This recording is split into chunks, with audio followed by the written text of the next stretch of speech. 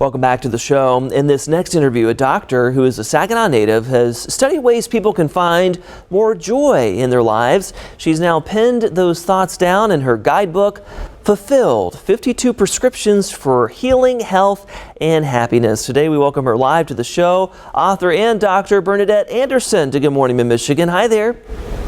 Good morning, and thank you for having me on the show. Yes, great to talk with you. Tell us a little bit about your background and how you ended up writing this book. Well, I'm a family practice physician here in Columbus, Ohio, and I started writing this book because I have lived unhealed, unhealthy, and unhappy, and my intention was to provide the reader with a compass that will point them in the direction of the life that they really deserve to live. But the book became more than a compass. It actually became a guide and a workbook so that people can nurture their mind, body, and spirit. I like to think of Fulfilled as where science meets the soul. Yes, expand on that a little bit. I mean, talk about how you're kind of marrying your medical background with what you're doing here. 52 prescriptions. Talk about how you crafted these ideas. Yes. Well, these prescriptions are doctor tested by me.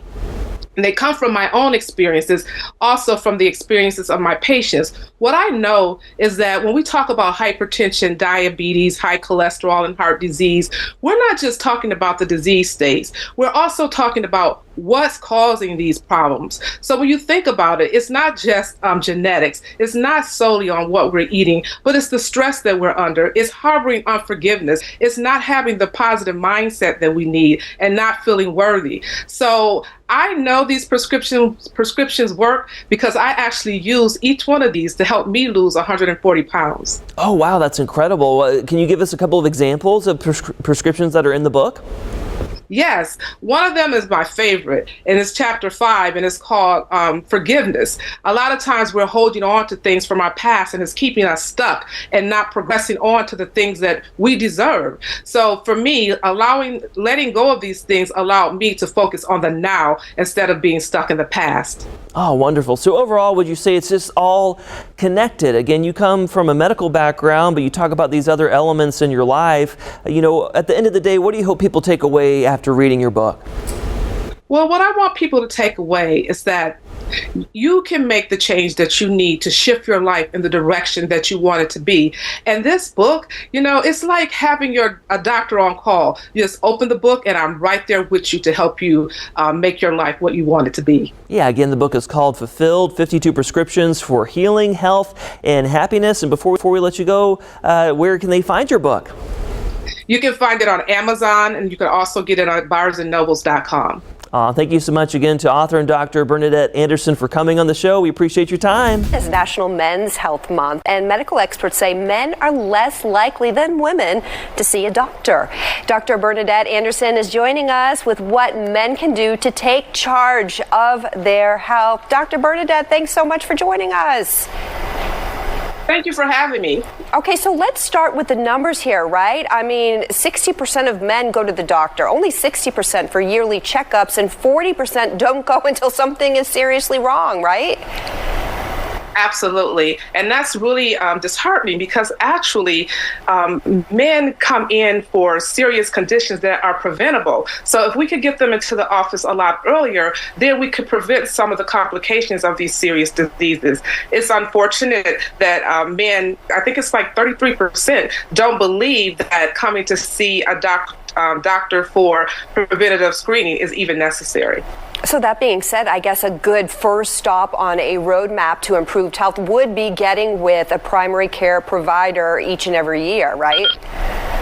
Absolutely. You know, coming in every year, having the blood pressure checked, the cholesterol looked at, checking for diabetes, and men, depending on the age, for prostate cancer. These are things that we need to look at on a regular basis and get ahead of them so that we can prevent diseases. So we talked about physical health here. What about mental health? Absolutely. Men often are silent about their mental health. The culture is that, they have to man up and they can't be vulnerable. And that's so not true. Part of what I do in my office is to allow a safe space for men to discuss their mental health. And I think it's a very necessary thing that all physicians need to be more aware of. What would you recommend as a doctor, steps to manage stress and stay connected? Absolutely. Some of the things that I recommend is just getting in touch with what makes you feel calm. Sometimes it could be something as simple as taking a walk. Sometimes it could be working out in the gym. It can be things like meditation. So there's so many different ways or mindfulness practices that can help men and women actually be more in touch with their mental health. Are there any magic words we can tell our loved ones, our dads, our husbands, our sons to get them to the doctor to take charge of their health? And what are those magic words? Do you have them? Yes, we want them to know that it is okay to be a priority in their life. If they love us, then they have to take care of themselves so that they can be around. The sad statistics is that men are dying about 6 years earlier than women, and we need to keep them around. So come into the office, see your doctor so that you can be with us longer. Such great advice. Thank you so much, Dr. Bernadette.